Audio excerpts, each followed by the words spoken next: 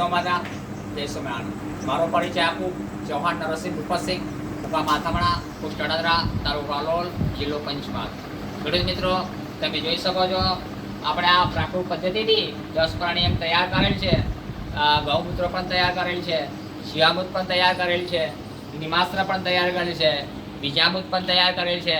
તો બીજામૃત આપણા શેના ઉપયોગમાં લેવાય તો તમે જોઈ શકો છો કે બીજને અંકુર કરવા માટે, બીજને પટ આપીને અને આપણે સોંપણી કરીએ તો આ નિમાસ્ત્ર શેના માટે આપણે તૈયાર કરીએ છીએ. તો નિમાસ્ત્ર લીંબોળીથી અને પાનના ચટણી બનાવીને એનો ઉપયોગ કરી અને આપણા પાકની અંદર આપણે છંટકાવ કરી શકીએ. એના માટેનું છે આ જીવામૃત આપણે શેના માટે ઉપયોગમાં લઈએ છીએ. આ માત્ર દેશી ગાયનું જીવામૃત છે, આ ગૌમૂત્ર છે, જીવામૃત છે. તો તમે જીવામૃતની અંદર પણ વાપરી શકાય છે અને પાકની અંદર પણ વાપરી શકાય છે. તો આ ગૌમૂત્ર માત્ર આપણે દેશી ગાયનું જ ગૌમૂત્ર છે.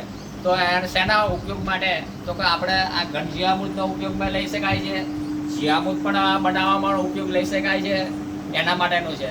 તો આ 10 પ્રાણી અંગ શેના માટે છે તો કે 10 પ્રાણી અંગ આપણા પાકની અંદર જે મોલો મસી આવે છે, ચૂસ્યા જીવાત પ્રકાર આવે છે, ઈયળો આવે છે, લશ્કરી ઈયળ આવે છે, એના માટે આ છે.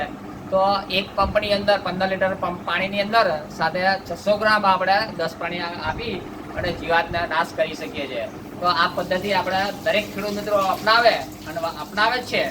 અને સાથે તમે જોઈ શકો છો આ કિચન ગાર્ડન માટે તમે જોઈ શકો આ ટબની અંદર માત્ર ને માત્ર આપણે બીજામૃતનો પટ આપી અને ધાણિયા એકદમ તૈયાર કર્યા છે. જોઈ શકો છો કેવા સરસ મુલાયમ ઉગી નીકળ્યા છે.